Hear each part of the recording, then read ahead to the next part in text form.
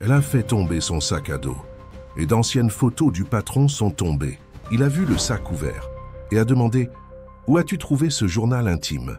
Dans le sac, il y avait un carnet avec sa signature d'enfance. Elle nettoyait le sol, mais gardait le secret de sa fortune. Le soleil levant de Marseille peignait le ciel de teintes orangées lorsque Sophie Dupont se réveilla. Le petit appartement dans la banlieue de la Corniche pouvait à peine contenir son lit et le chevalet où elle gardait ses dessins recouverts d'un vieux tissu. Pendant qu'elle se préparait devant le miroir fissuré, elle évitait de regarder directement son reflet. La femme de 32 ans avait appris très tôt à ne pas prolonger ce moment, comme quelqu'un qui évite une confrontation douloureuse. « Laide », murmura-t-elle pour elle-même, répétant le mantra qui l'accompagnait depuis l'enfance. Les commentaires à l'école, les regards dans la rue, les rejets lors des entretiens d'embauche pour des postes exigeant une belle apparence. Tout cela formait une cicatrice invisible qu'elle portait comme une partie de son identité. Sophie ajusta son uniforme gris de femme de ménage et attacha ses cheveux bouclés sous une charlotte. Avant de sortir, elle ouvrit le tiroir à la commode et caressa brièvement ses crayons de couleur et ses carnets de dessin. Un soupir s'échappa de ses lèvres, tandis qu'elle refermait le tiroir, comme quelqu'un qui range un rêve impossible.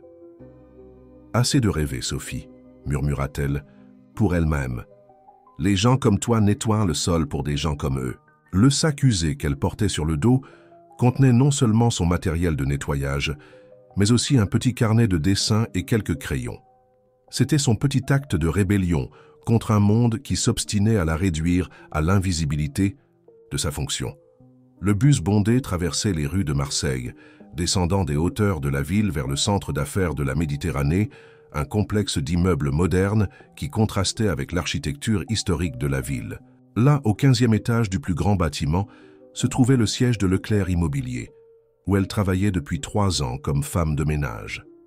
Après être passée par l'entrée de service et avoir échangé quelques mots avec Pascal, le portier qui lui adressait toujours un sourire aimable, Sophie se dirigea vers le placard à matériel de nettoyage. C'était lundi, jour de nettoyage des toilettes de l'étage des cadres. « Bonjour Sophie », la salua Madame Moreau, sa superviseure, une femme aux mains calleuses et au regard sévère.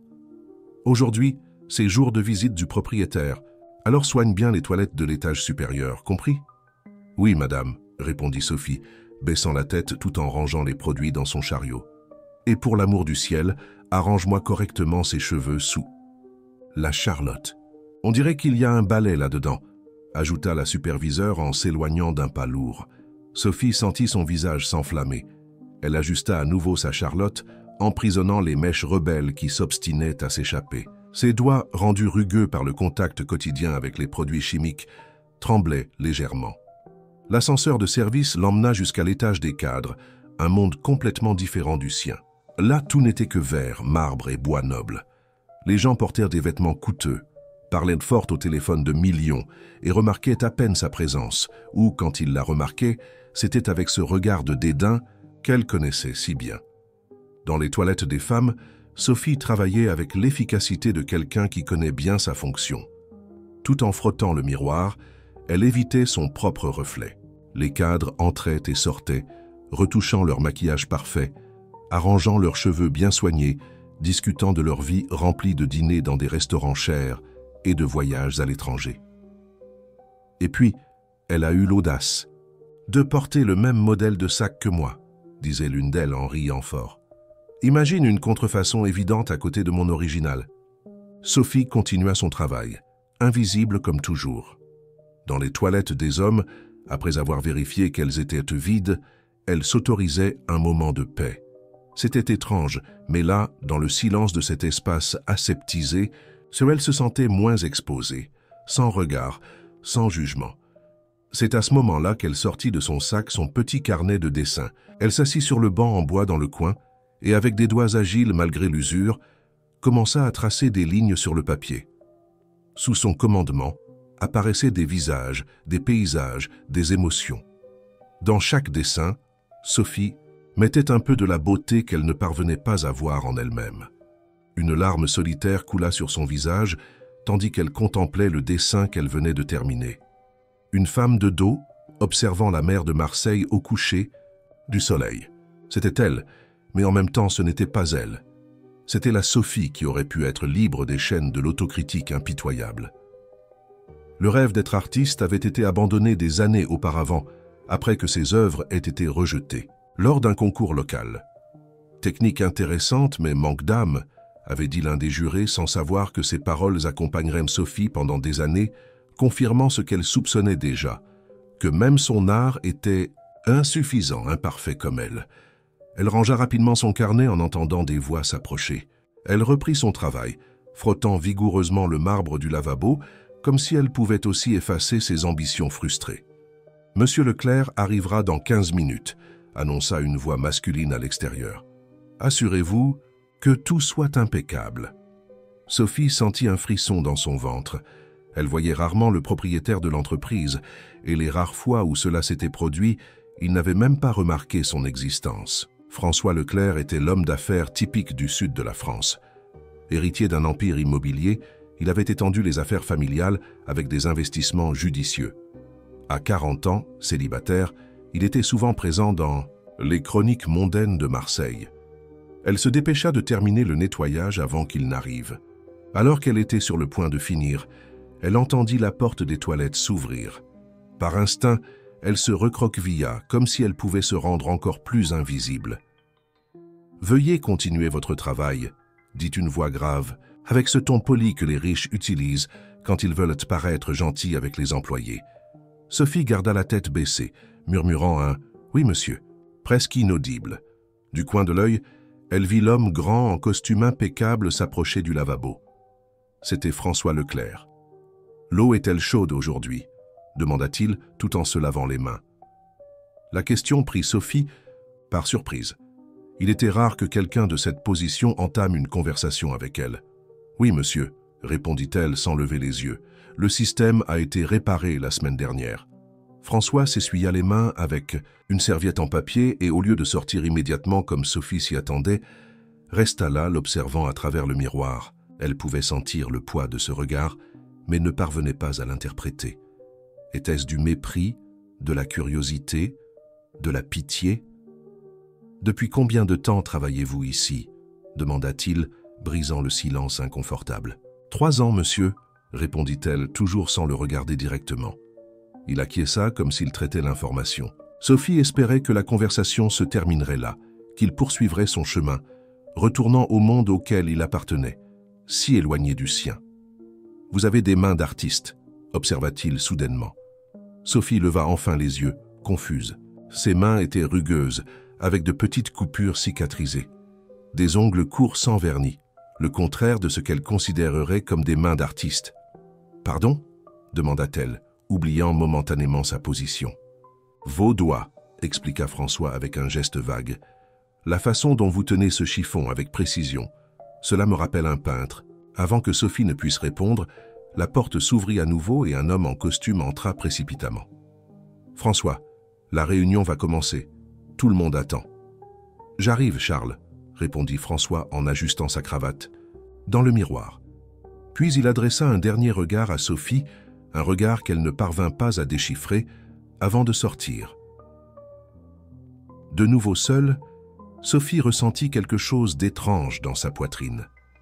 Ce n'était pas la sensation habituelle, d'inadéquation, mais quelque chose de différent, presque oublié, une pointe d'espoir. Quelqu'un avait vu en elle autre chose que la femme de ménage invisible. Alors qu'elle terminait son service ce jour-là, Sophie ne cessait de penser à cette brève rencontre. Les paroles de François Leclerc résonnaient dans son esprit. « Vous avez des mains d'artiste ». C'était la première fois depuis des années que quelqu'un reconnaissait en elle autre chose que son apparence ou sa fonction. De retour dans son petit appartement de la Corniche, après le long trajet en bus, Sophie fit quelque chose qu'elle n'avait pas fait depuis longtemps. Elle se plaça devant le miroir et, au lieu de détourner le regard, observa ses propres mains. Calleuses, oui, marquées par le travail acharné. Mais c'étaient les mêmes mains qui créèrent de la beauté sur le papier. Dans les 2 semaines qui suivirent, Sophie remarqua un changement subtil dans sa routine. François Leclerc, autrefois une figure presque mythique qui apparaissait rarement dans les étages de l'entreprise, visitait maintenant le bâtiment avec une fréquence inhabituelle. et pour une raison qu'elle ne parvenait pas à comprendre, leurs chemins semblaient se croiser constamment. Tantôt, c'était un salut, cordial dans le couloir. Tantôt un commentaire sur le temps pendant qu'elle nettoyait les fenêtres de la salle de réunion. De petites interactions qui, pour n'importe qui d'autre, seraient insignifiantes, mais qui, pour Sophie, représentèrent quelque chose d'inédit. Être remarqué. « Il m'a demandé ton nom hier », commenta Pascal le portier, pendant qu'il prenait un café dans la petite salle de repos des employés. « Qui ?» demanda Sophie, feignant le désintérêt. « Monsieur Leclerc, qui d'autre ?» répondit le portier avec un sourire malicieux. « Il a dit qu'il en avait besoin pour une liste d'employés qui se démarquent, ou quelque chose comme ça. » Sophie sentit son visage s'échauffer. « C'est des bêtises, Pascal. Il doit juste faire une révision du personnel. »« Mais oui, ça bien sûr, » répondit l'homme en souriant encore plus. « Et c'est pour ça qu'il n'a jamais demandé le nom de personne avant, pas même le mien, alors que je suis là depuis 15 ans. » Avant que Sophie ne puisse répliquer, Madame Moreau entra dans la salle de repos. « L'heure de retourner au travail. Ce café ne se paie pas tout seul. Allez. » Cet après-midi-là, tandis qu'elle nettoyait la grande salle de réunion du 15e étage, Sophie se sentait agitée. Le commentaire de Pascal ne quittait pas son esprit. Pourquoi un homme comme François Leclerc s'intéresserait-il à elle? Il y avait certainement une erreur, ou peut-être n'était-ce qu'une politesse protocolaire de patron. Absorbée dans ses pensées, elle ne remarqua pas la porte s'ouvrir. « Les réunions sont-elles toujours aussi ennuyeuses qu'elles en ont? Claire ?» demanda une voix familière. Sophie se retourna en sursautant, manquant de renverser le produit de nettoyage. François Leclerc se tenait à la porte, les mains dans les poches de son costume impeccable, un demi-sourire sur le visage. « Je ne saurais dire, monsieur, » répondit-elle, essayant de retrouver sa contenance. « S'il vous plaît, appelez-moi François, » demanda-t-il en s'approchant de la grande table ovale. « Monsieur me fait sentir comme mon père. » Sophie se contenta d'acquiescer, incapable d'articuler une réponse. Sa proximité la rendait nerveuse, consciente de son uniforme simple, de ses cheveux rebelles mal contenus par la Charlotte, de ses mains rugueuses. « Sophie, n'est-ce pas ?» demanda-t-il en s'asseyant nonchalamment sur le bord de la table. « Oui, » répondit-elle, surprise qu'il connaisse son nom. Un silence étrange plana entre eux. François semblait vouloir dire quelque chose, mais hésitait. Sophie, quant à elle, ne parvenait pas à comprendre ce qui se passait. « J'ai vu vos dessins, » dit-il finalement. Sophie eut l'impression que le sol disparaissait sous ses pieds. « Ces dessins? Comment? Quand ?» La honte s'empara instantanément. D'elle, ces dessins étaient sa partie la plus intime, son refuge. Je ne comprends pas, balbutia-t-elle. La semaine dernière, quand vous êtes sorti des toilettes pour chercher plus de serviettes en papier, vous avez laissé votre sac ouvert, expliqua-t-il. Un de vos carnets était visible et... Eh bien, j'avoue avoir été curieux. Pardonnez-moi cette intrusion dans votre vie privée. Sophie aurait voulu que le sol s'ouvre et l'engloutisse. Ses dessins étaient amateurs, enfantins aux yeux de quelqu'un comme lui, certainement. Que devait-il penser qu'il était pathétique qu'une femme de ménage de 32 ans rêve encore d'être artiste? Ce n'est pas grand-chose, murmura-t-elle en détournant le regard. Juste des gribouillages pour passer le temps. Des gribouillages. François semblait sincèrement surpris. Sophie, ces dessins sont extraordinaires. La façon dont vous capturez l'expression dans les yeux, la tension dans les corps, il y a une vie pulsante là-dedans. Elle leva les yeux, certaine qu'il se moquait d'elle.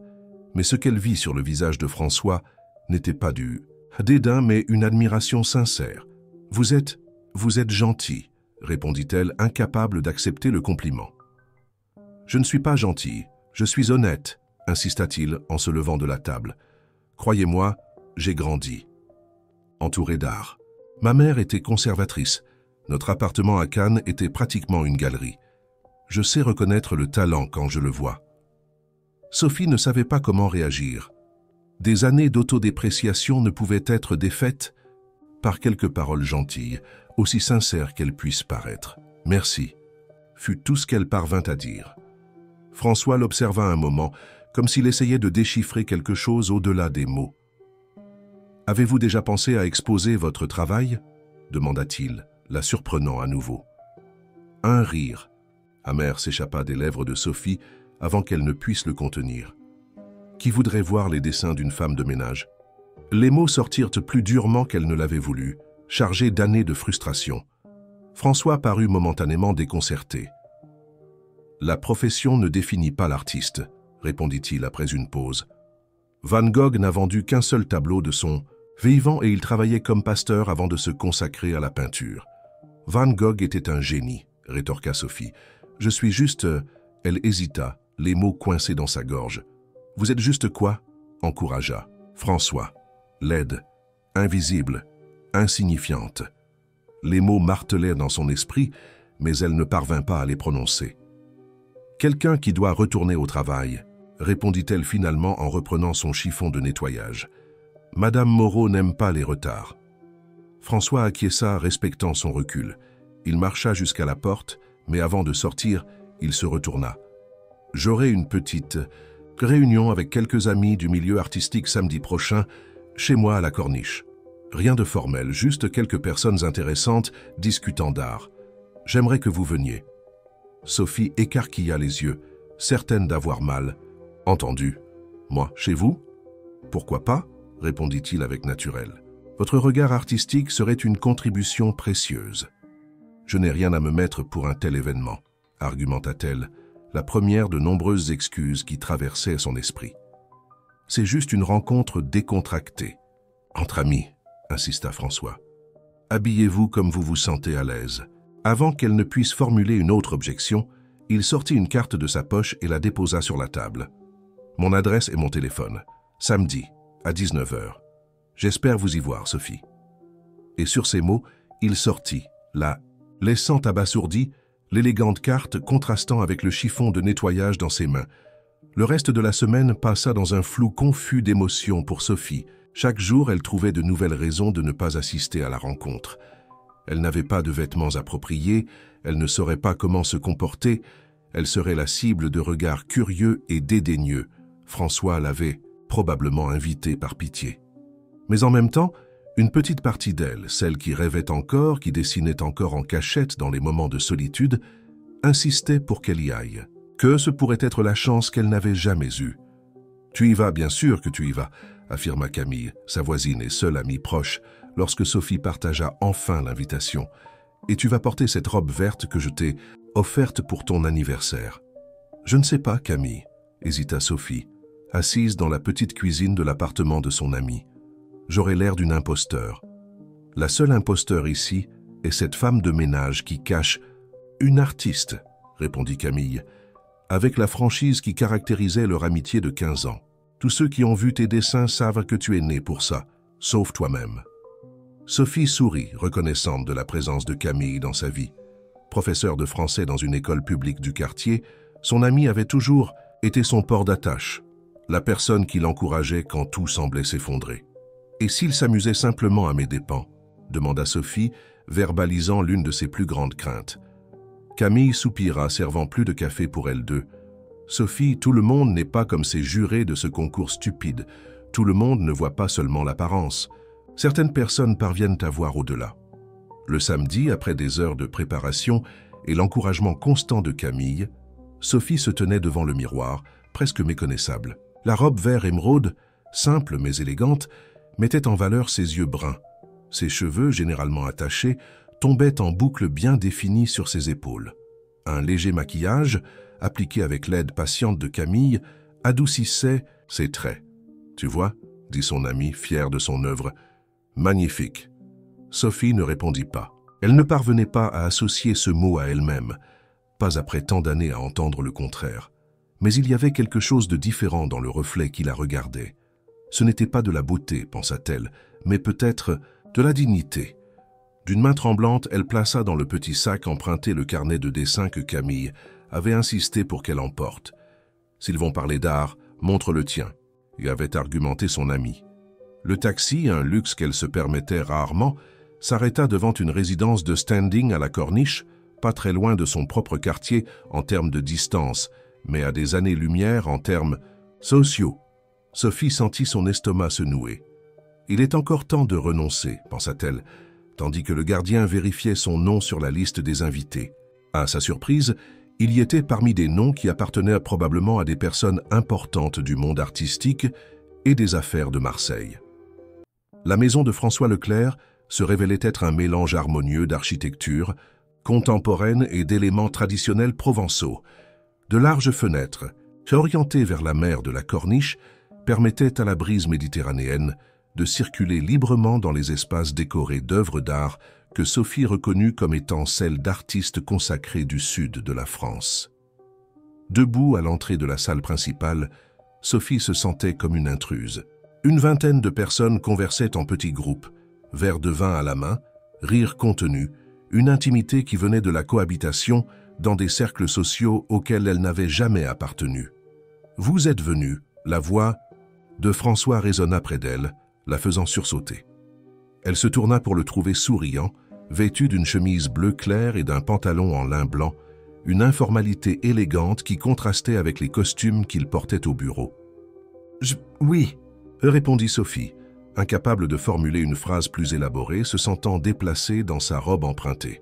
« Je suis heureux que vous soyez venu, » dit-il avec une sincérité qui la déconcerta.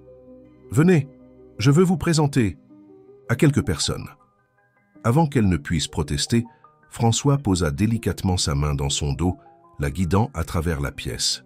Ce contact, bien que léger, envoya un frisson le long de sa colonne vertébrale. Elle n'était pas habituée à la proximité, surtout venant de quelqu'un comme lui. « Tout le monde, voici Sophie Dupont », annonça François à un petit groupe près de la terrasse, une artiste extraordinaire que j'ai découverte récemment. Sophie sentit le sang quitter son visage. « Artiste ?» Il la présentait comme une artiste. « Enchanté », dit un homme d'âge moyen en lui tendant la main. Philippe Mercier, directeur de la Galerie du Panier. Sophie serra la main offerte automatiquement, tandis que son cerveau traitait l'information. Philippe Mercier était un nom connu dans le circuit artistique de Marseille, responsable du lancement de divers talents du sud de la France sur la scène nationale. Sophie travaille avec des illustrations qui capturent l'essence humaine de façon impressionnante, continua François, comme s'il était un expert de son travail. Comme c'est intéressant, commenta une femme élégante aux cheveux gris. Dans quelle académie avez-vous étudié, ma chère? La question que Sophie redoutait, le rappel qu'elle n'appartenait pas à ce monde. Je n'ai pas étudié, admit-elle, sentant son visage s'enflammer. Je suis autodidacte. Au lieu du dédain qu'elle attendait, elle vit un intérêt sincère dans les yeux de la femme. Autodidacte, fascinant. Certains des plus grands talents que j'ai découverts n'ont jamais mis les pieds dans une académie. Je suis Élodie Beaumont, conservatrice du musée d'art moderne de Marseille. Sophie accepta mécaniquement la coupe de champagne que François lui offrait, se sentant de plus en plus comme si elle était dans un rêve bizarre, ou peut-être un cauchemar dont elle se réveillerait à tout moment, de retour à sa réalité de femme de ménage invisible. La conversation coulait étonnamment facilement. Élodie et Philippe étaient des personnes accessibles, sincèrement, intéressés par de nouvelles expressions artistiques. Ils posèrent des questions sur son processus créatif, ses inspirations, sans le jugement que Sophie craignait tant. Lorsque François s'éloigna momentanément pour accueillir d'autres, invitée, Élodie s'approcha confidentiellement. « François a mentionné que vous aviez apporté quelques travaux. J'adorerais les voir. » Sophie hésita. Son carnet de dessin était personnel, intime. Le montrer serait comme exposer son âme. « Ce ne sont que des esquisses, » murmura-t-elle, l'insécurité revenant comme une vague. « Les esquisses révèlent souvent plus sur l'artiste que les œuvres finalisées, » répondit Élodie avec un sourire encourageant. « Elles montrent le processus, la vulnérabilité, la vérité. » D'une main tremblante, Sophie ouvrit son petit sac et en retira le carnet usé. Avant de perdre courage, elle le remit à Élodie, qui le reçut avec le respect de quelqu'un qui comprend la valeur de ce qui lui est confié. Tandis que la conservatrice tournait lentement les pages, Sophie observait son visage, cherchant des signes de déception ou de dédain. Mais ce qu'elle vit était différent. Concentration, surprise et finalement un sourire d'admiration. « C'est extraordinaire », murmura Élodie, appelant Philippe pour voir aussi. Il y a une honnêteté brute dans ces lignes, une perception aiguë de la condition humaine. Sophie cligna des yeux, confuse. Elle était habituée à entendre des critiques, pas des éloges. « J'aime particulièrement cette série », commenta Philippe, pointant les dessins de travailleurs que Sophie avait faits pendant ses trajets en bus. La dignité que vous conférez à des personnes communément ignorées par la société, il y a une déclaration politique puissante. Ici, je dessine simplement ce que je vois, répondit Sophie déconcertée. Exactement, s'exclama Élodie, avec enthousiasme. Vous voyez ce que la plupart ignorent. C'est ce qui rend votre art spécial. La conversation fut interrompue lorsque François revint, accompagné d'un homme grand à l'expression sérieuse. « Sophie, voici Michel Dubois, critique d'art pour Le Journal de Marseille. » Présenta François. « Michel, voici l'artiste dont je t'ai parlé. » Le critique observa Sophie d'un regard analytique, comme s'il évaluait non seulement son art, mais son existence même. Elle se sentit diminuée sous cet examen. François m'a montré des photos de certains de vos travaux, dit Michel d'une voix posée. J'avoue que j'étais sceptique, mais il y a quelque chose de sincère là-dedans. Brut, peut-être inachevé, mais sincère. Sophie ne savait pas si c'était un compliment ou une critique. Avant qu'elle ne puisse répondre, elle sentit la main de François sur son épaule, un contact réconfortant. Michel est connu pour son scepticisme, expliqua François avec un sourire. Qu'il admette voir quelque chose de sincère dans votre travail est pratiquement une déclaration d'admiration. Le critique ne réfuta pas cette affirmation, se contentant d'un léger signe de tête. La soirée se poursuivit comme un rêve nébuleux pour Sophie. Plus de personnes, plus de conversations, plus de regards curieux sur ses dessins. Parfois, elle captait des fragments de conversation à son sujet. Découvertes intéressantes, talent brut, perspective unique, c'était surréaliste, comme si on parlait d'une autre personne. À un moment donné, elle se retrouva seule sur la terrasse, contemplant la mer de la Corniche sous le clair de lune. Elle avait besoin d'un moment pour respirer, pour traiter tout ce qui se passait. « Tout va bien ?» La voix de François résonna derrière elle. « Je ne sais pas, » répondit Sophie avec honnêteté. « Tout cela semble irréel. » François s'appuya sur la balustrade à côté d'elle, ses yeux également fixés sur l'horizon. « Parfois, la vie prend des tournants inattendus, » commenta-t-il, pensif. « Nous croyons être sur un chemin défini et, soudain, une porte s'ouvre. Pourquoi faites-vous cela ?» demanda brusquement Sophie, la question qui martelait dans son esprit depuis l'invitation. « Pourquoi m'aider? Nous nous connaissons à peine. » François resta silencieux quelques instants, comme s'il réfléchissait à la réponse. « Peut-être parce que je vois en vous quelque chose qui me manque, » répondit-il finalement, avec une vulnérabilité que Sophie n'attendait pas. « L'authenticité. Vous créez de l'art parce que vous en avez besoin, parce que c'est qui vous êtes, pas pour le statut ou la reconnaissance. » Sophie le regarda, surprise par cette réponse honnête. « Vous êtes François Leclerc, » argumenta-t-elle. « Vous avez tout, l'argent, le succès, le respect. J'ai une entreprise que j'ai héritée de mon père, qui à son tour l'a héritée de son père, » interrompit François, une trace d'amertume dans sa voix. « Je n'ai jamais eu à lutter pour quoi que ce soit dans la vie. Je n'ai jamais créé quelque chose qui soit véritablement mien. » Sophie ne savait pas comment répondre.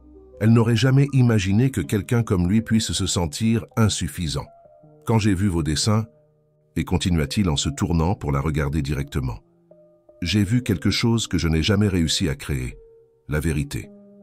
Vous transformez votre douleur, votre lutte, en beauté. C'est un don, Sophie. Un don qui ne m'a mené nulle part, » répondit-elle, l'ancienne amertume revenant. « Je nettoie des toilettes à 32 ans. » Pour l'instant, dit François avec conviction, Élodie a été impressionnée par votre travail. Elle a mentionné la possibilité d'inclure certains de vos dessins dans la prochaine exposition collective du musée. Sophie écarquilla les yeux, incapable de croire ce qu'elle entendait. « C'est sérieux ?»« Complètement, » confirma François, souriant devant sa réaction. « Ce n'est que le début, Sophie.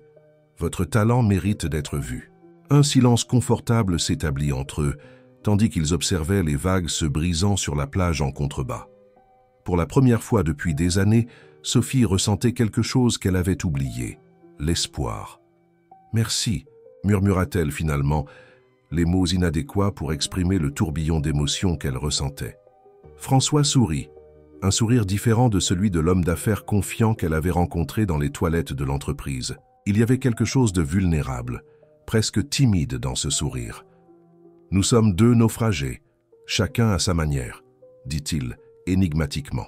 « Peut-être pouvons-nous nous aider mutuellement à retrouver le chemin vers la côte. » Avant que Sophie ne puisse déchiffrer le sens de ces paroles, ils furent interrompus par Élodie, qui apparut sur la terrasse avec une expression animée. « Ah, vous êtes là. Sophie, ma chère, j'ai besoin de vos coordonnées. Nous avons beaucoup à discuter concernant l'exposition de septembre. » Le reste de la soirée passa comme un flou pour Sophie. Lorsqu'elle monta finalement dans le taxi qui la ramènerait à son appartement, son esprit bouillonnait. Le carnet de dessin dans son sac semblait peser différemment maintenant, non plus un symbole de rêve frustré, mais possiblement le début d'un nouveau chemin. En arrivant chez elle, elle trouva Camille qui l'attendait anxieusement à sa porte. « Alors ?» demanda son amie, contenant à peine sa curiosité. « Comment c'était ?» Sophie ouvrit la bouche pour répondre, mais ne trouva pas de mots adéquats. Comment décrire une soirée qui avait possiblement changé le cours de sa vie? « Ils ont aimé mes dessins », répondit-elle simplement, tout en ouvrant la porte. « Je le savais !» s'exclama Camille, l'étreignant fermement. « Je l'ai toujours su !» Les semaines suivantes apportèrent des changements que Sophie n'aurait jamais imaginés possibles. Élodie Beaumont, fidèle à sa parole, sélectionna 3 de ses dessins pour l'exposition collective « Nouveau regard marseillais » qui aurait lieu en septembre au Musée d'art moderne. Philippe Mercier, quant à lui offrit un petit espace dans la galerie du Panier pour une exposition individuelle en octobre. « Vous devez créer davantage », insistait Élodie lors de leurs réunions hebdomadaires. « Pas seulement des dessins, mais essayez d'autres techniques. Huile, acrylique, aquarelle. Votre trait a de la force, Sophie, mais nous devons élargir votre répertoire. » Sophie absorbait chaque conseil, chaque critique, avec l'avidité de quelqu'un qui a enfin trouvé sa voie. Après son service chez Leclerc Immobilier, elle passait des heures penchée sur des toiles et des papiers dans son petit appartement, désormais transformé en un atelier improvisé. François avait fourni le matériel, peinture, pinceaux, toiles de différentes tailles, malgré les protestations initiales de Sophie. Considérez cela comme un investissement, avait-il argumenté. Quand vous deviendrez célèbre, je prendrai une commission. Le ton plaisantin ne cachait pas la croyance sincère qu'il avait en son potentiel. La relation entre eux se transformait également, subtilement. Les rencontres qui étaient auparavant fortuites dans l'environnement de travail incluaient maintenant des déjeuners pour discuter d'art, des visites de galeries, de longues conversations sur les aspirations et les peurs. Une amitié improbable, qui défiait les barrières sociales de Marseille. Un dimanche après-midi, alors qu'il se promenait le long de la corniche après avoir visité une exposition à la Villa Doria, François posa la question que Sophie redoutait. « Pourquoi ? N'avez-vous jamais quitté votre emploi de femme de ménage, même avec tout ce qui se passe ?» Sophie observa les vagues se brisant sur la plage pendant quelques instants, avant de répondre « Parce que j'ai peur », admit-elle finalement.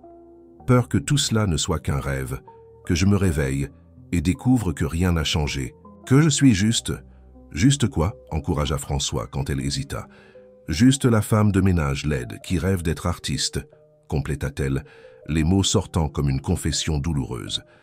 François s'arrêta de marcher, se tournant pour la regarder intensément. « Vous vous voyez vraiment ainsi, comme laide ?» L'inconfort de Sophie était visible. Elle n'avait jamais parlé ouvertement de son apparence, des insécurités qu'elle portait depuis l'enfance. « Les gens me l'ont toujours fait comprendre. » Que répondit-elle, détournant le regard vers l'horizon. Depuis l'école, les surnoms, les regards, puis les rejets lors des entretiens d'embauche pour des postes exigeant une belle apparence. « Sophie, regardez-moi » demanda François. Sa voix douce mais ferme. À contre-cœur, elle rencontra son regard. « Je ne sais pas quelles personnes cruelles ont croisé votre chemin, mais elles se trompaient profondément, » dit-il. « Vous avez une beauté unique, non conventionnelle peut-être, mais indéniable. Elle est dans vos yeux, qui observent le monde avec tant de sensibilité, dans vos mains, qui créent de la beauté à partir de rien, dans votre sourire, si rare, mais si sincère quand il arrive. » Sophie sentit les larmes monter, incapable de traiter ses paroles. Personne, à part Camille, ne lui avait jamais parlé ainsi. « Vous n'avez pas besoin de dire cela, » murmura-t-elle, embarrassée. Si, j'en ai besoin, insista François, parce que c'est la vérité, et parce que cette vision déformée que vous avez de vous-même vous empêche de franchir la prochaine étape, d'embrasser pleinement qui vous êtes réellement, une artiste brillante.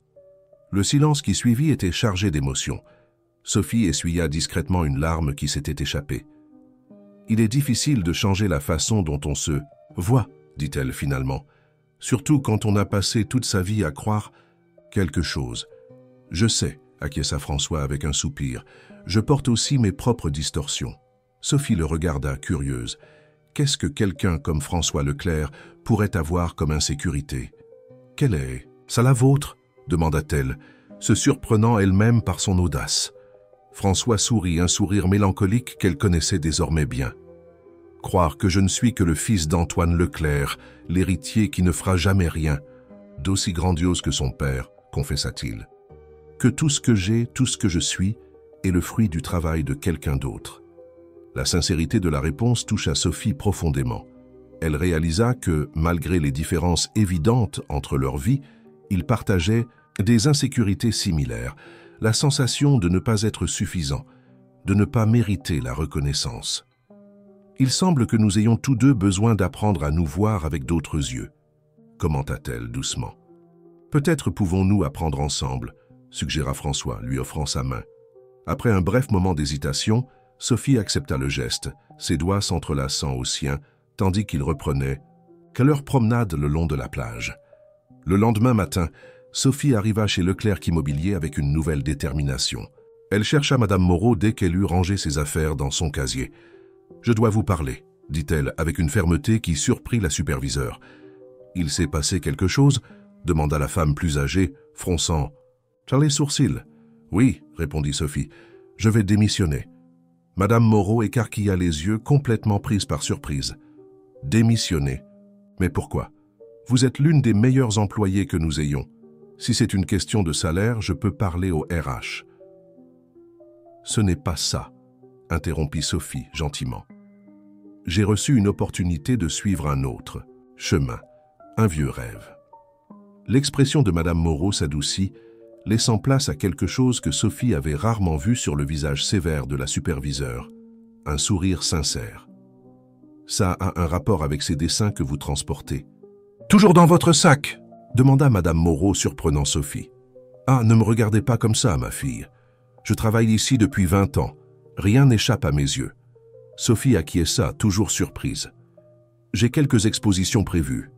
Et j'ai reçu une proposition pour donner des cours d'art au Centre culturel du Panier. »« Eh bien, je ne peux pas dire que je suis heureuse de vous perdre, » dit Madame Moreau avec pragmatisme.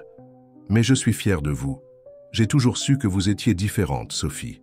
Spéciale. » Les mots de la superviseure, toujours si dure et exigeante, émurent Sophie plus qu'elle ne l'aurait cru. « Merci, Madame Moreau, pour tout. » En sortant du bureau de la superviseure, Sophie se sentait plus légère, comme si elle avait laissé derrière elle non seulement un emploi, mais tout un fardeau de limitations auto-infligées. Lorsqu'elle termina son dernier jour de travail, 2 semaines plus tard, elle trouva une surprise qui l'attendait à la sortie. François adossé à sa voiture de sport avec un petit paquet dans les mains. « Un cadeau d'adieu » expliqua-t-il, lui remettant le paquet. Sophie l'ouvrit soigneusement, révélant une petite sculpture en bronze, des mains féminines tenant un pinceau. « Pour vous rappeler que ces mains ont toujours été celles d'une artiste, » dit François, avec un sourire doux, même quand elle tenait une serpillière. Sophie sentit les larmes monter, mais cette fois, c'étaient des larmes de gratitude, non de tristesse ou de frustration. « Merci, » murmura-t-elle, tenant la sculpture avec révérence. « De croire en moi quand je n'y croyais pas moi-même. Vous auriez trouvé votre chemin éventuellement, » répondit-il. « J'ai simplement accéléré un peu le processus. » Sophie sourit, secouant la tête en signe de négation. « Non, François, j'abandonnais. Vous m'avez donné une seconde chance. » Le regard qu'ils échangèrent à ce moment portait plus de signification que n'importe quel mot n'aurait pu exprimer. « On y va ?» invita François, ouvrant la porte du côté passager. « Nous avons un dîner avec Élodie et Philippe pour célébrer votre nouvelle vie. » Dans les semaines qui suivirent, Sophie plongea complètement dans son art. Le petit appartement de la Corniche, autrefois juste un endroit pour dormir après des journées épuisantes de travail, se transforma en un atelier vibrant. Des toiles inachevées occupaient chaque coin disponible.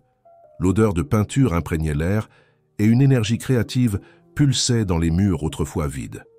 Les cours au centre culturel du Panier apportaient une satisfaction que Sophie n'aurait jamais imaginé ressentir. Ses élèves, des enfants et adolescents de la périphérie de Marseille, la regardaient avec admiration, impatients de recevoir chaque nouvel enseignement. Dans ses regards, Sophie trouvait la validation qu'elle avait cherchée toute sa vie. « Vous avez un don pour l'enseignement », commenta Marie Saunier, coordinatrice du centre culturel, après avoir observé l'un de ses cours. « Les enfants vous adorent. Ils me rappellent moi-même, confessa Sophie, pleine de rêves, mais sans savoir comment les réaliser. Et maintenant, vous montrez le chemin, répondit Marie, avec un sourire chaleureux. À mesure que la date de l'exposition collective au Musée d'Art Moderne approchait, l'anxiété de Sophie grandissait proportionnellement. Malgré le soutien constant de François, Élodie et Camille, l'insécurité revenait occasionnellement la tourmenter. « Et si personne n'aime ?» demanda-t-elle à François durant l'un de leurs dîners hebdomadaires. « Et s'il réalise que je suis une imposture ?» François couvrit sa main de la sienne, un geste qui était devenu familier ces dernières semaines. « Premièrement, vous n'êtes pas une imposture, votre talent est réel, Sophie, dit-il avec fermeté. Deuxièmement, tout le monde n'aimera pas et c'est normal, l'art est subjectif. L'important est que vous exprimiez votre vérité. » Sophie acquiesça, réconfortée par ces paroles. La relation avec François avait évolué vers quelque chose qu'elle ne parvenait pas à définir complètement. Plus qu'une amitié, mais pas encore déclarément romantique. Il y avait des contacts occasionnels, des regards prolongés, une intimité croissante que tous deux semblaient réticents à nommer. Le soir de l'ouverture de l'exposition Nouveaux regards marseillais, le musée d'art moderne de Marseille était rempli de figures importantes de la scène culturelle de Marseille. Critiques, artistes consacrés, collectionneurs et curieux circulaient dans les espaces vastes, observant les œuvres avec ce mélange particulier d'appréciation et de jugement. Sophie, vêtue d'une combinaison en lin crème que Camille l'avait aidée à choisir, restait près du mur où ses 3 dessins étaient exposés. Elle se sentait comme une imposture, comme si à tout moment quelqu'un allait pointer du doigt et crier « C'est la femme de ménage !» Que fait-elle ici? Respirez profondément, chuchota François, matérialisé à ses côtés avec 2 coupes de champagne. Vous êtes parmi les artistes les plus commentés de la soirée. Sophie accepta la coupe d'une main tremblante, incapable de croire ce qu'elle entendait. Comment savez-vous cela? J'ai entendu au moins 3 critiques mentionner votre nom, répondit-il avec un sourire fier. Et ce monsieur en costume gris a déjà demandé 3 fois à Élodie si vos dessins sont à vendre. Sophie suivit le regard de François, identifiant un homme distingué d'environ 60 ans qui observait attentivement ses œuvres. Qui est-ce? Auguste Ravel, informa François, l'un des plus grands collectionneurs d'art contemporain de France. Avoir une œuvre acquise par lui est pratiquement un saut de qualité. La nervosité de Sophie s'intensifia. L'idée que quelqu'un de cette importance puisse s'intéresser à ses dessins semblait surréaliste. « Allons-y, » dit François gentiment. « Je vais vous présenter. » Avant qu'elle ne puisse protester, Sophie se retrouva conduite jusqu'au collectionneur. « Auguste, quel plaisir de vous revoir !» salua François, tendant la main. « Permettez-moi de vous présenter Sophie Dupont, l'artiste derrière ces travaux exceptionnels. » L'homme se tourna vers Sophie avec un intérêt sincère. « Mademoiselle Dupont, vos dessins ont une qualité que je trouve rarement chez les artistes contemporains, dit-il d'une voix posée. L'honnêteté. Il n'y a pas de prétention. En eux, seulement la vérité. » Sophie sentit son visage s'échauffer face à l'éloge inattendu. « Merci, monsieur Ravel. Je dessine simplement ce que je ressens. » « C'est exactement ce qui rend votre travail spécial, » répondit le collectionneur. « Dans un monde d'artifice, l'authenticité se démarque. » La conversation continua, Auguste posant des questions sur son processus créatif, ses influences, sa vision de l'art. Sophie répondait avec une confiance croissante, se surprenant elle-même par la clarté de ses idées. « Je suis particulièrement intéressé par cette pièce, » dit finalement Auguste, indiquant le plus grand des 3 dessins. Une illustration au fusain montrant des mains usées tenant une fleur délicate. Est-elle à vendre? Sophie hésita. Elle n'avait pas sérieusement pensé à vendre ses œuvres, malgré les conseils d'Élodie. « Oui, elle l'est », répondit François avant qu'elle ne puisse formuler une réponse. « Excellent », sourit le collectionneur. « Je discuterai des détails avec Élodie, mais considérez-la comme acquise. » Quand Auguste s'éloigna, Sophie se tourna vers François, un mélange d'excitation et de reproche dans son regard. « Vous avez répondu « pour moi ». « Pardon », dit-il, semblant sincèrement « désolé, c'était une impulsion, j'ai pensé que c'était une opportunité que vous ne deviez pas manquer. » Sophie secoua la tête, un sourire réticent se formant sur ses lèvres. « C'est bon, vous aviez raison de toute façon, mais la prochaine fois, laissez-moi répondre. »« Promis », répondit François, levant la main en un geste solennel. « À partir de maintenant, vous dirigez votre carrière. Je ne suis que votre fan numéro 1. » Le reste de la soirée passa dans un tourbillon de présentations, de conversations et étonnamment de 2 ventes supplémentaires. Quand l'événement prit finalement fin, Sophie se sentait simultanément épuisée et électrisée. « Je n'arrive pas à croire que j'ai vendu 3 dessins », murmura-t-elle à Camille, tandis que les deux attendaient en François, qui conversait avec quelques connaissances près de l'entrée. « Moi j'y crois », répondit son ami, serrant affectueusement son bras. « Tu as toujours été talentueuse, Sophie.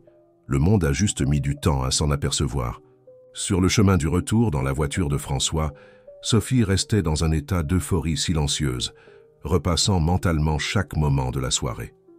« 1 centime pour vos pensées, » dit François, brisant le silence confortable qui s'était établi. « Je pense à comme la vie peut changer rapidement, » répondit-elle, regardant par la fenêtre les lumières de Marseille.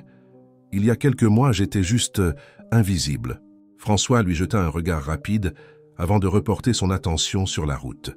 « Vous n'avez jamais été invisible, Sophie.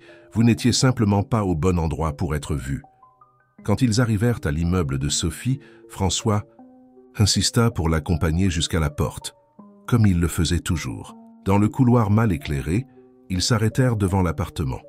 Ce moment d'adieu qui était devenu de plus en plus chargé d'attentes non satisfaites.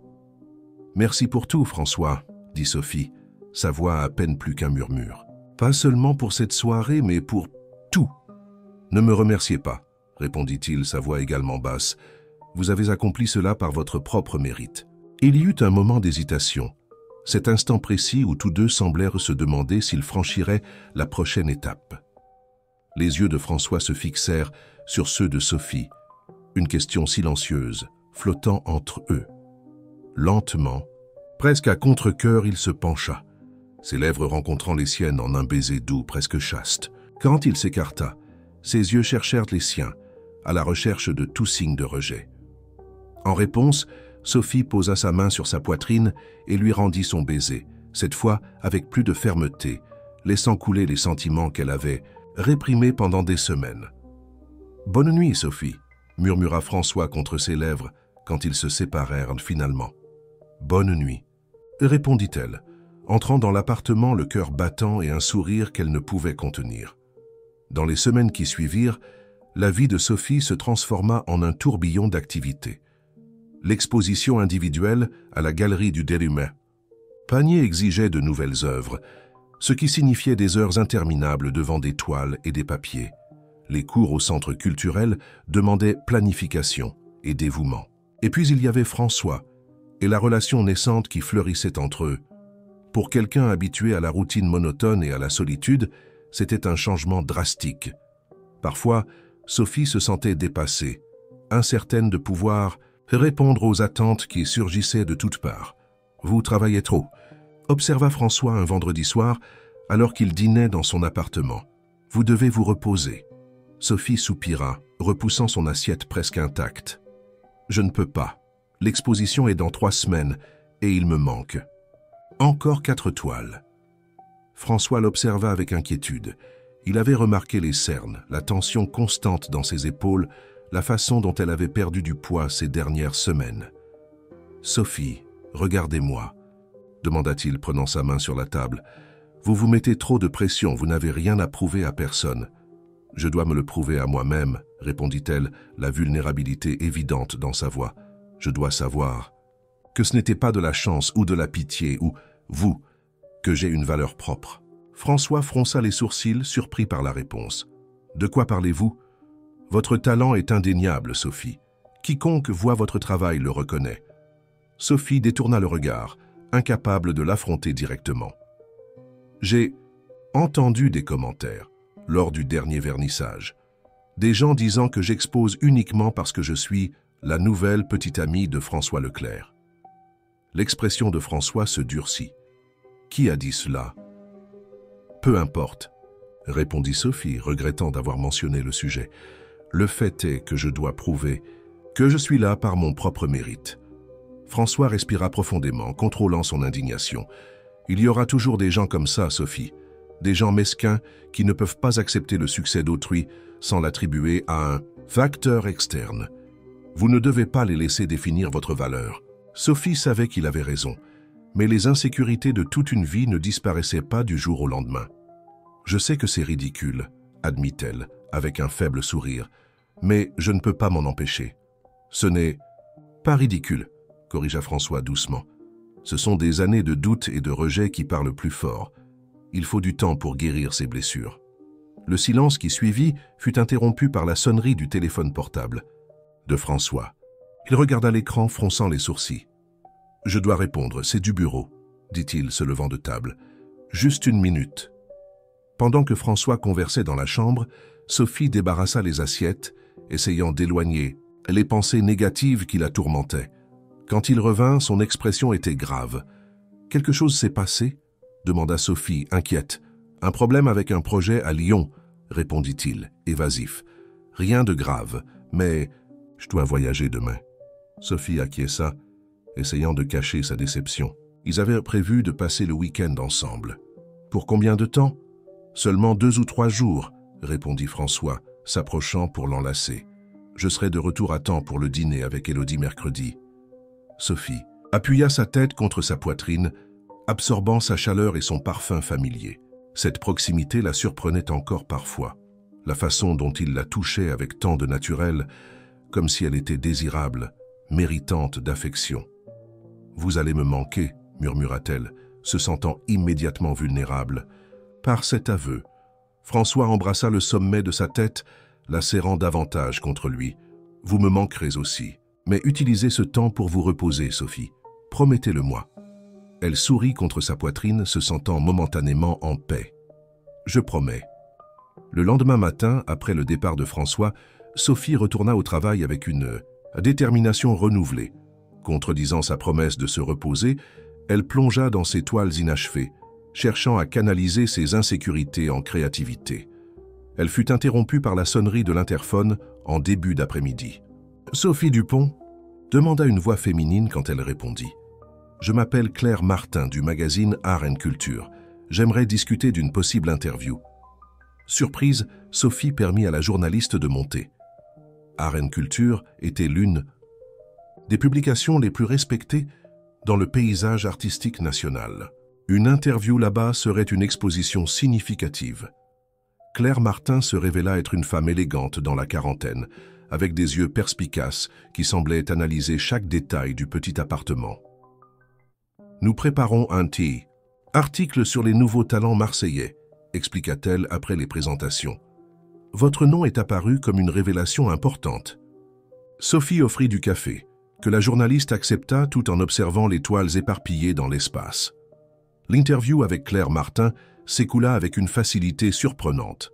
La journaliste démontrait un intérêt sincère pour le parcours de Sophie, posant des questions perspicaces sur son processus créatif et son ascension rapide dans le paysage artistique marseillais. « C'est une histoire fascinante », commenta Claire, tout en parcourant le petit appartement atelier, observant attentivement les œuvres en cours. Du ménage à la galerie d'art en quelques mois à peine. Les lecteurs vont adorer. Sophie ressentit un léger malaise face à la façon dont la journaliste résumait son parcours, comme s'il s'agissait simplement d'un récit sensationnaliste, mais elle maintint son sourire poli. « Ce n'était pas tout à fait comme ça, » corrigea-t-elle doucement. « J'ai toujours dessiné depuis l'enfance. Je n'avais simplement pas trouvé d'opportunité. » Claire nota quelque chose dans son bloc-notes, avec un sourire qui n'atteignait pas ses yeux.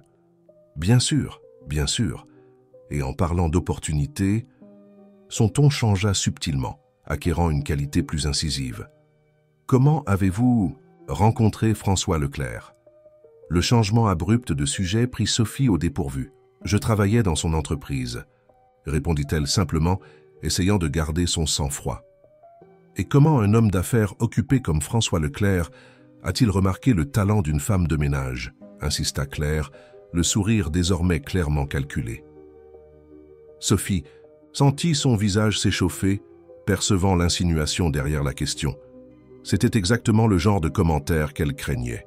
« Par hasard », répondit-elle, avec plus de fermeté qu'elle ne l'aurait voulu. « Il a vu certains de mes dessins et a cru en mon potentiel artistique. » Claire haussa les sourcils comme si elle avait découvert quelque chose d'intéressant. « Vous avez une relation au-delà du professionnel, n'est-ce pas? Est-ce pertinent? » « Pour un article sur l'art », contre-attaqua Sophie, sentant l'irritation monter. « Les lecteurs aiment le contexte humain derrière les artistes, » répondit la journaliste imperturbable. « Et avouons-le, c'est toute une histoire. Le millionnaire et la femme de ménage, unis par l'art. » Sophie se leva brusquement, se sentant violée. « Je pense que l'interview est terminée, Madame Martin. » La journaliste parut momentanément surprise, mais retrouva rapidement sa contenance, rassemblant ses notes avec un calme étudié. « Comme vous voulez, mais sachez que l'article sortira, avec ou sans vos déclarations supplémentaires. » Après le départ de Claire, Sophie resta immobile au centre de la pièce, tremblant de colère et d'humiliation. Ses insécurités, brièvement apaisées par le succès récent, revenaient avec force. C'était exactement ce qu'elle craignait. Être vue non pas comme artiste, mais comme la femme de ménage qui avait obtenu des expositions parce qu'elle était impliquée avec un homme puissant. Le téléphone sonna, la faisant sursauter. C'était Camille. « Sophie, tout va bien. On dirait que tu pleures. » C'est seulement alors que Sophie réalisa les larmes qui coulaient silencieusement sur son visage. « Camille, je viens d'avoir une interview horrible, » se confia-t-elle, la voix étranglée. Une journaliste qui voulait juste exploiter ma relation avec François, comme si mon art était secondaire. « Tiens, Sophie, » soupira son amie. « Malheureusement, il y aura toujours des gens comme ça. Ne les laisse pas diminuer tes accomplissements. » Mais et s'ils avaient raison? L'insécurité de Sophie débordait. Et si j'avais ces opportunités uniquement à cause de François? Arrête ça tout de suite. La voix de Camille prit un ton sévère qu'elle utilisait rarement. Tes dessins ont toujours été extraordinaires, bien avant que François Leclerc n'apparaisse dans ta vie. Élodie Beaumont n'exposerait pas ton travail s'il n'avait pas de mérite, indépendamment de qui tu fréquentes. Les paroles fermes de Camille calmèrent partiellement Sophie, mais la graine du doute était déjà plantée. « Je dois prouver ma valeur seule, » murmura-t-elle, plus pour elle-même que pour son amie. « Qu'est-ce que tu envisages de faire ?» demanda Camille, détectant la détermination dans la voix de Sophie. « Je ne sais pas encore, mais j'ai besoin de distance, de clarté. » Après avoir raccroché, Sophie s'assit devant une toile vierge, ses pensées en ébullition. La toile, autrefois invitante, semblait maintenant accusatrice. Pendant des heures, elle resta immobile, incapable de tracer une seule ligne.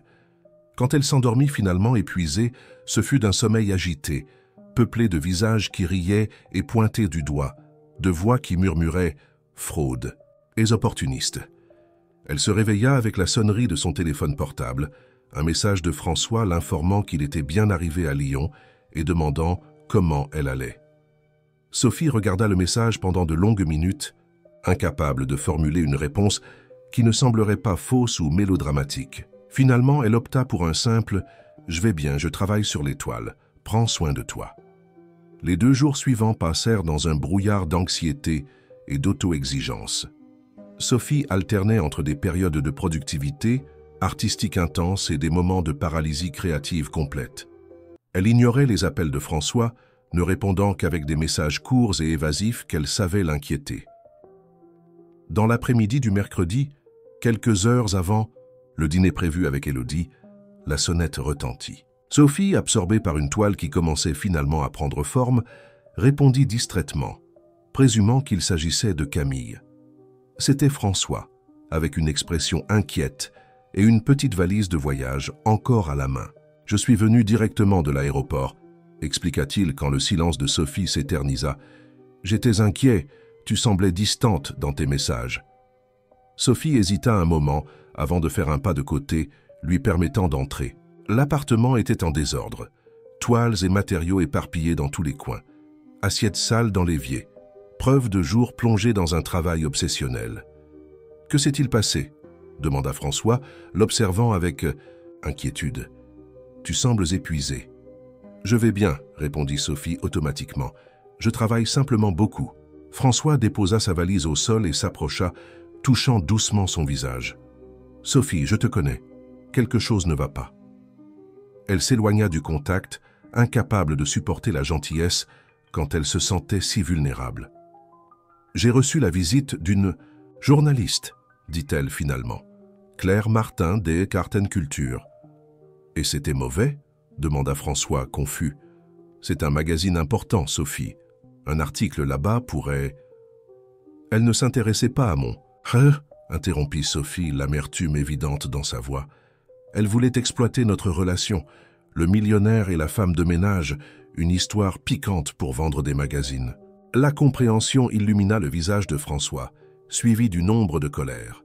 « Je suis désolé, » dit-il sincèrement. « Malheureusement, il y a des journalistes qui privilégient le sensationnalisme, mais ne laisse pas cela. »« Ce n'est pas seulement ça, François, » interrompit à nouveau Sophie, ressentant le besoin d'exprimer ce qui la tourmentait. « C'est le regard des gens dans les expositions, les commentaires chuchotés quand ils pensent que je n'entends pas. Tous croient que je suis là uniquement grâce à toi. » François passa sa main dans ses cheveux, clairement frustré. « C'est injuste et tu le sais. Ton talent est réel, Sophie. Quiconque observe vraiment ton travail le reconnaît. »« Mais comment puis-je en être sûr ?» La voix de Sophie tremblait légèrement. « Comment puis-je savoir si je reçois ces opportunités par mon propre mérite ou parce que je suis la petite amie de François Leclerc ?» François l'observa pendant un long moment, la douleur évidente dans ses yeux. « Tu penses vraiment ainsi que j'utiliserais mon influence pour promouvoir quelqu'un sans talent, simplement parce que nous sommes ensemble ?» La façon dont... Il posa la question fit hésiter Sophie. Non, elle ne croyait pas cela. Elle connaissait suffisamment François pour savoir qu'il avait trop d'intégrité pour une telle chose. « Non, » admit-elle finalement. « Mais d'autres le pensent, et cela me ronge de l'intérieur. »« Sophie, regarde-moi, » demanda François, tenant fermement ses mains. « Tu as deux options, laisser l'opinion des autres définir qui tu es, ou aller de l'avant avec la confiance de quelqu'un qui connaît sa propre valeur. » Les paroles de François faisaient écho à celles de Camille, mais quelque chose la dérangeait encore. « J'ai besoin d'espace, François, » dit-elle, verbalisant enfin ce qu'elle ressentait. « J'ai besoin de découvrir qui je suis en tant qu'artiste par moi-même. » François recula comme s'il avait été physiquement frappé. « Tu romps avec moi ?» demanda-t-il, la voix soudainement rauque. « Non !» répondit rapidement Sophie, surprise par l'intensité de sa réaction. « Je demande du temps. J'ai besoin de me concentrer sur l'exposition, de me prouver que je peux le faire. » Le soulagement sur le visage de François fut palpable, mais l'inquiétude demeurait. « Combien de temps as-tu besoin ?»« Jusqu'après l'exposition, » répondit Sophie. « 2 semaines. » François acquiesça lentement, traitant l'information. « 2 semaines, » répéta-t-il. « Et ensuite ?»« Ensuite, nous parlerons, » promit Sophie, avec clarté, sans ces insécurités qui me consument.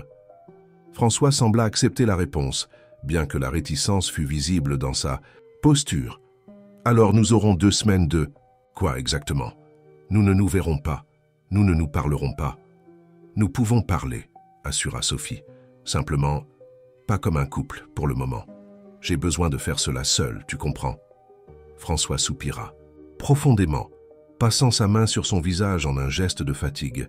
« Je ne suis pas d'accord avec ta décision, mais je la respecte, » dit-il finalement. « Je veux juste que tu saches que je serai là à t'attendre. » Quand François partit, Sophie ressentit un mélange contradictoire de soulagement et de perte.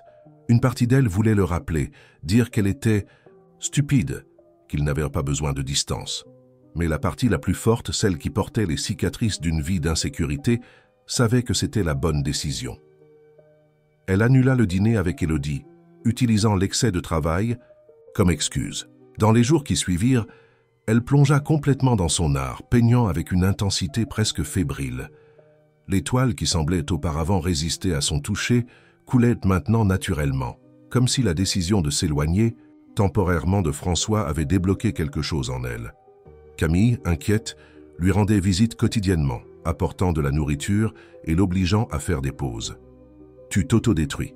Elle observa son amie, un après-midi particulièrement épuisant, lorsqu'elle trouva Sophie endormie sur le canapé, un pinceau encore à la main. « Ce n'est pas sain, Sophie. »« Je vais bien », insista Sophie, s'asseyant avec difficulté. « Je n'ai jamais été aussi productive. »« À quel prix ?» questionna Camille. « Regarde-toi, tu as maigri, tu as des cernes profondes, tu dors à peine. »« C'est juste temporaire, » assura Sophie, « jusqu'à l'exposition. » Camille soupira, reconnaissant la détermination dans le regard de son ami. « Et François ?» demanda-t-elle, abordant finalement le sujet que Sophie évitait. « Vous avez parlé ?»« Messages occasionnels, » répondit Sophie évasivement. « Il respecte ma demande d'espace. » Ce qu'elle ne mentionna pas, ce furent les nuits où, épuisée après des heures de travail, elle regardait son téléphone, relisant les messages brefs et respectueux de François, sentant le manque de sa présence, de son rire, de la façon dont il la faisait se sentir vue et valorisée. Une semaine avant l'exposition, Sophie compléta enfin la dernière toile. 15 œuvres qui représentaient non seulement son évolution technique, mais aussi son parcours émotionnel des derniers. Moi, en les observant alignés contre le mur de son petit appartement, elle ressentit un mélange de fierté et d'épuisement. Ce soir-là, elle s'autorisa une pause. Elle prit un bain prolongé, enfila des vêtements confortables et, pour la première fois depuis des jours, s'assit pour un repas adéquat. Tout en mangeant, elle feuilletait distraitement un magazine laissé par Camille. Le cœur de Sophie s'arrêta en tournant la page du magazine. Là, en évidence, se trouvait un article de 2 pages intitulé « Le mystère derrière la nouvelle sensation artistique de Marseille ». C'était l'article de Claire Martin. D'une main tremblante, elle commença à lire. Les premières lignes révélaient déjà le ton sensationnaliste qu'elle redoutait. Du balai au pinceau, comment Sophie Dupont est sortie de l'ombre du ménage pour entrer sous les projecteurs du monde artistique marseillais, avec un puissant mécène à ses côtés. Sophie sentit son estomac se retourner. L'article continuait en explorant son improbable ascension, insinuant constamment que sa relation avec François était le véritable catalyseur de son succès. Il y avait même une photo d'eux ensemble, sortant d'un restaurant avec la légende « Le couple improbable qui intrigue Marseille ». Quand elle termina sa lecture, des larmes silencieuses coulaient sur son visage. Ses plus grandes insécurités étaient là, imprimées, pour que tous les lisent. La femme de ménage laide qui n'avait obtenu des expositions que grâce à son riche petit ami. Le téléphone sonna. C'était Élodie. « Sophie, ma chère, je viens de voir l'article », dit la conservatrice sans préambule. « C'est une pièce de journalisme poubelle. J'ai déjà appelé l'éditeur pour exiger une rectification. »« Peu importe, » répondit Sophie, la voix vide. « Le mal est fait. »« Bien sûr que si, cela importe, » insista Élodie. « Cette femme a complètement déformé ton histoire, ton art. Nous ne pouvons pas permettre que cela reste ainsi. » Sophie entendait à peine. Dans son esprit, elle visualisait les visiteurs de l'exposition à la galerie du Panier, chuchotant entre eux, la pointant du doigt, elle et ses œuvres, avec ce regard de compréhension condescendante. « Ah, c'est la femme de ménage, petite amie de Leclerc. »« Je dois y aller, Élodie, » dit-elle finalement, raccrochant sans attendre de réponse. Pendant de longues minutes, elle resta immobile, le magazine ouvert sur ses genoux comme une plaie exposée. Puis, d'un mouvement brusque, elle le jeta contre le mur, un cri de frustration s'échappant de sa gorge. Son téléphone vibra avec un message. C'était François. « Je viens de voir l'article, j'arrive. » Sophie tapa rapidement. « Non, j'ai besoin d'être seule. » La réponse vint instantanément. « Tu es sûre ?»« Hein, absolument, » répondit-elle, éteignant ensuite son téléphone. Cette nuit-là, elle ne dormit pas. Elle resta à observer ses toiles, une par une, questionnant sa propre valeur, son authenticité en tant qu'artiste. Les insécurités de toute une vie, momentanément réduites au silence par le succès récent, revenaient avec une force renouvelée. Quand le soleil se leva, Sophie avait pris une décision.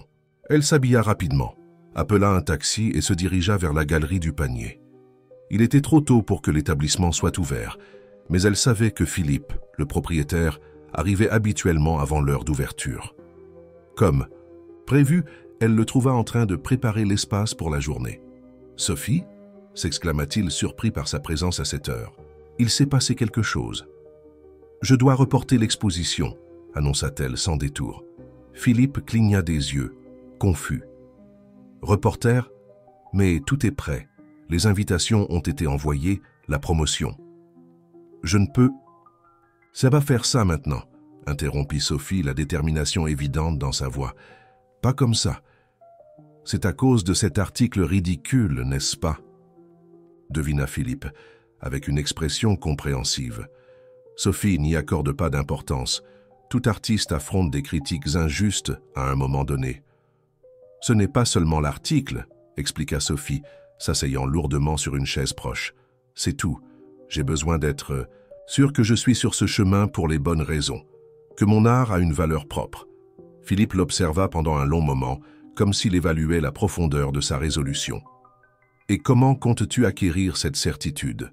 demanda-t-il finalement. « Je ne sais pas encore, » admit Sophie, « mais j'ai besoin de temps. » Le galeriste soupira, clairement réticent mais compréhensif. « Je peux reporter d'1 mois au maximum, » offrit-il. « Plus que cela, et j'aurai des problèmes avec le calendrier de l'année prochaine. »« 1 mois suffira, » assura Sophie, sentant un poids quitter ses épaules. « Merci, Philippe. » En sortant de la galerie, Sophie se sentit plus légère, comme si elle avait récupéré un certain contrôle sur sa vie.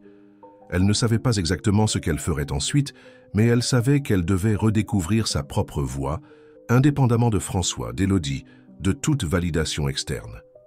Elle marcha sans but dans les rues historiques du Panier, absorbant l'énergie vibrante de la ville qu'elle aimait. Le soleil du matin illuminait les façades colorées, des musiciens de rue commençaient à prendre position, l'odeur de pain frais imprégnait l'air. Marseille, dans toute sa beauté contradictoire, avait toujours été sa principale inspiration. Sans trop réfléchir, elle se dirigea vers le marché des docks, l'un des points touristiques les plus célèbres de la ville. Là, parmi l'artisanat et les souvenirs, il y avait un espace où des artistes locaux exposaient de petits travaux pour les touristes. C'était un lieu sans prétention, sans l'aura intimidante des galeries sophistiquées. « Bonjour, monsieur Gérard », salua-t-elle le vieil homme qui coordonnait l'espace depuis des décennies. « Sophie !» s'exclama l'homme avec une joie sincère. « Cela fait longtemps, ma fille. J'ai entendu dire que tu es maintenant une artiste de galerie toute importante. » Sophie sourit, se sentant à l'aise avec l'informalité du lieu et des personnes. « Je suis toujours la même, monsieur Gérard », répondit-elle, observant les travaux exposés sur les murs simples. « En fait, je venais demander s'il y a encore de la place ici pour moi. » Le vieil artisan haussa les sourcils, surpris.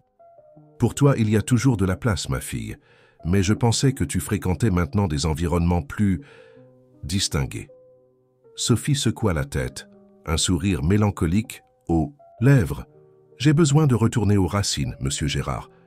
Vous vous souvenez comment j'ai commencé, vendant de petits dessins ici les week-ends ?»« Bien sûr que je m'en souviens, » répondit le vieil homme avec un sourire nostalgique. « Tes portraits rapides étaient toujours les plus demandés. Tu captures l'âme des gens, ma fille. »« Capture l'âme des gens ». Les mots simples du vieil artisan résonnèrent profondément en Sophie. C'était exactement ce qu'Élodie, Philippe et même le critique Michel avaient dit, avec une terminologie plus sophistiquée. « Je peux commencer demain ?» demanda-t-elle avec une soudaine détermination. « Quand tu voudras », répondit M. Gérard avec un geste accueillant. « Ta place sera toujours ici. » Dans les jours qui suivirent, Sophie établit une nouvelle routine. Le matin, elle allait au marché des docks, où elle faisait des portraits rapides de touristes à des prix accessibles. L'après-midi, elle donnait ses cours au centre culturel du Panier, et le soir, elle travaillait sur de nouvelles toiles dans son appartement. C'était épuisant, mais libérateur. Chaque portrait qu'elle faisait au marché apportait un retour immédiat, sincère, sans les prétentions du monde artistique formel. Des touristes de divers pays réagissaient avec surprise et joie en se voyant capturés en quelques traits précis. « C'est incroyable comme vous avez réussi à capturer son expression », s'exclama une mère américaine, observant le portrait que Sophie avait fait de son fils de 5 ans. Exactement ce regard curieux qu'il a. Des commentaires comme celui-ci, simples mais sincères, restauraient progressivement la confiance de Sophie en son propre talent. Ce n'étaient pas des critiques sophistiqués ou des collectionneurs influents, juste des gens ordinaires réagissant honnêtement à son art.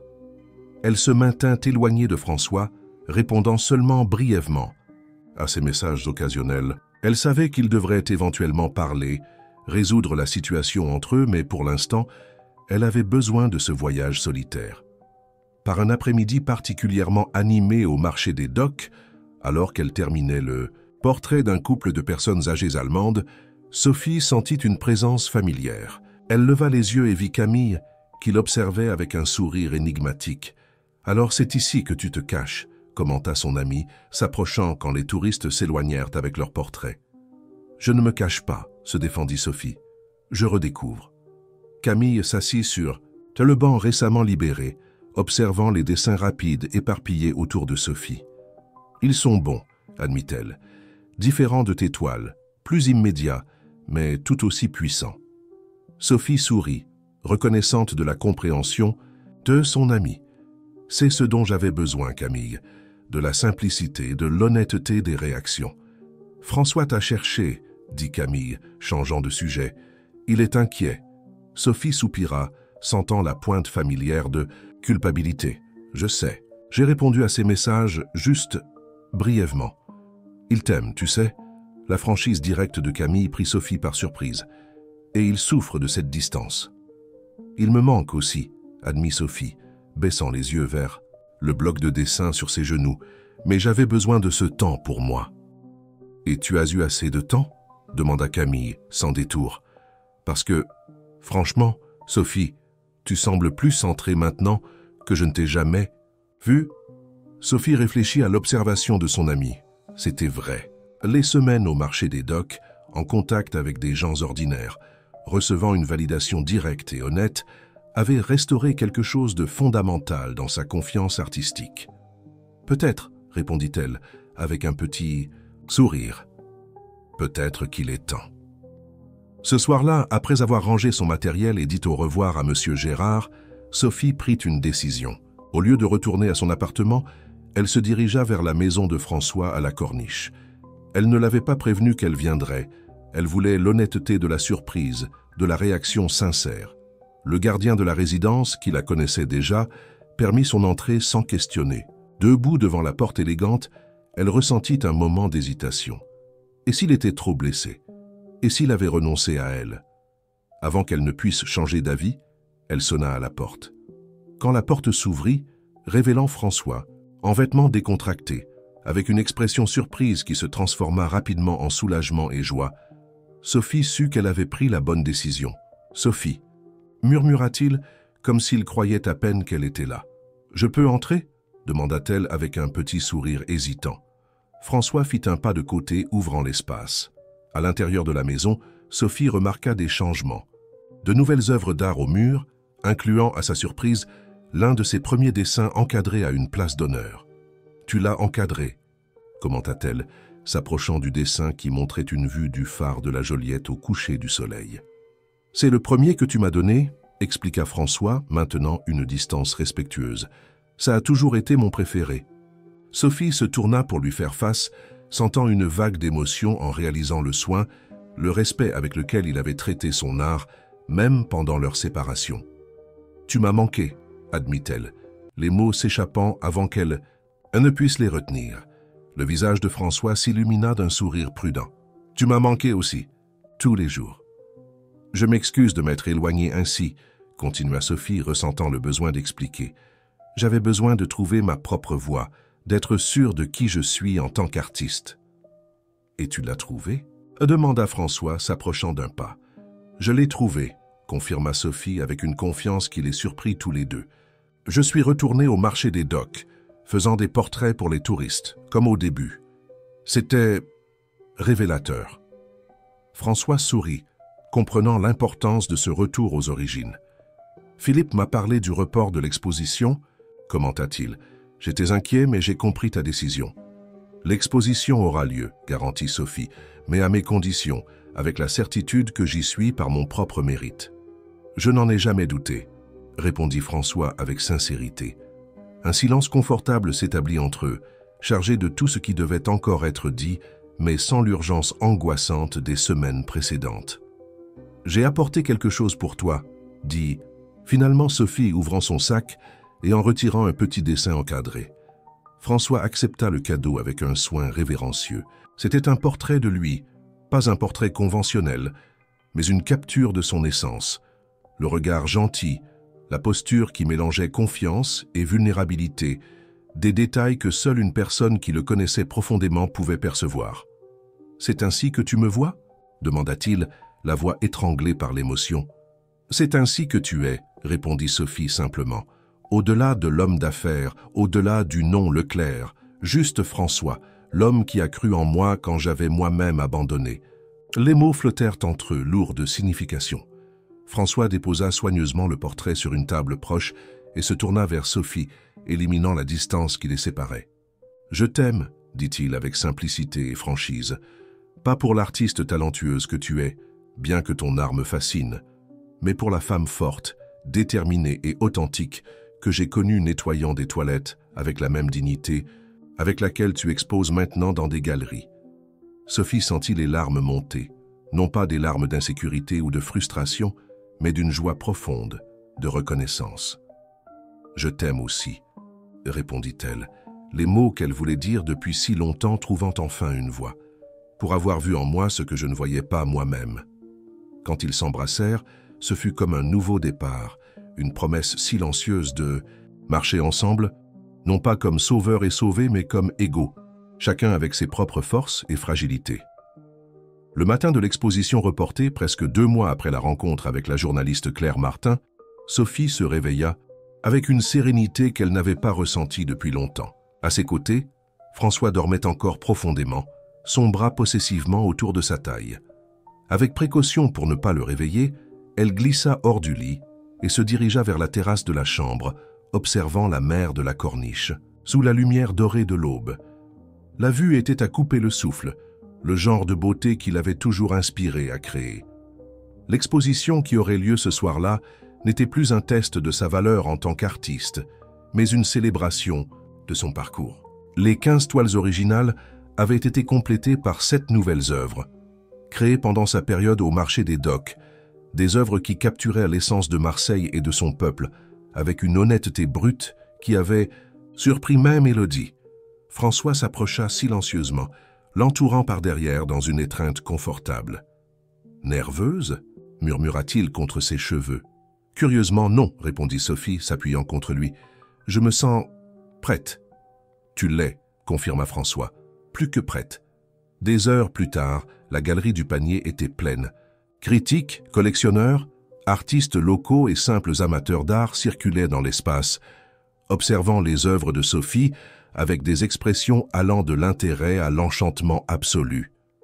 À la surprise et au plaisir de Sophie, Monsieur Gérard et plusieurs artisans du marché des docks étaient à présent, apportant une énergie authentique et décontractée à l'environnement, normalement formel. « J'ai toujours su que tu irais loin, ma fille », commenta le vieil artisan avec une fierté paternelle.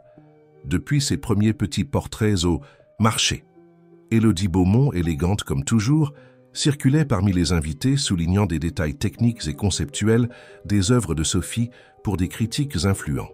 Philippe, de son côté, plaçait discrètement de petits autocollants rouges à côté de plusieurs toiles, indiquant des ventes. François se maintenait délibérément à distance, permettant à Sophie de briller par elle-même.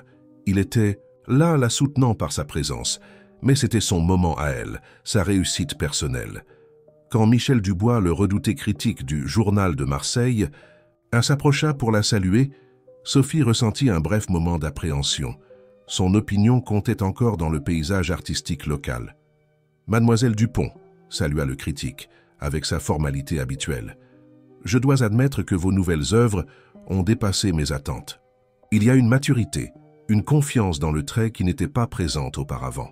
« Merci », répondit Sophie avec un sourire serein. « J'ai trouvé ma voie. » Le critique acquiesça, comprenant la signification plus profonde de ces mots simples. « Votre chronique sur mon exposition, » commença Sophie hésitante. « Sortira demain, » compléta Michel, « et je crois que vous en serez satisfaite. L'art véritable mérite une reconnaissance honnête. » Quand le critique s'éloigna, Sophie sentit une présence à ses côtés. C'était Claire Martin, la journaliste dont l'article avait causé tant de tourments des semaines auparavant. Pendant un moment, Sophie envisagea de s'éloigner, d'éviter la confrontation. Mais quelque chose en elle avait changé. Elle ne fuyait. « Plus, Mademoiselle Dupont », salua Claire avec un sourire poli qui n'atteignait pas ses yeux. « Une exposition impressionnante. »« Merci », répondit Sophie, avec un calme qui surprit la journaliste. « J'espère que vous trouverez un matériel plus substantiel pour votre prochain article que ma vie personnelle. » Claire eut la décence de paraître momentanément déconcertée. À ce sujet, peut-être y a-t-il eu un excès d'emphase sur certains aspects de votre histoire. Peut-être, convint Sophie sans rancune, mais savez-vous ce que j'ai découvert? Que mon histoire n'est pas définie par un article tendancieux ou par les murmures malveillants ou même par les éloges exagérés. Elle est définie par ce que je crée, par ce que je partage avec le monde. La journaliste l'observa avec un nouveau respect réticent. « Vous avez changé », commenta-t-elle. « J'ai grandi », corrigea Sophie avec un sourire serein, « et je continuerai à grandir comme artiste et comme personne. » Quand la journaliste s'éloigna, Sophie sentit une main familière trouver la sienne. François se permettant finalement d'être à ses côtés maintenant que la soirée touchait à sa fin et que le succès de l'exposition était assuré. « Tu es radieuse », murmura-t-il, ses yeux reflétant une admiration sincère. Et pour la première fois de sa vie, Sophie y crut. Non pas parce que François l'avait dit, ou parce que des critiques louaient son œuvre, ou parce que des collectionneurs se disputaient ses toiles. Elle y crut parce qu'enfin, elle se voyait avec clarté. Pas seulement l'apparence externe qui l'avait tant tourmentée, mais son essence, sa force, sa valeur intrinsèque. La femme de ménage qui se considérait laide avait trouvé la beauté non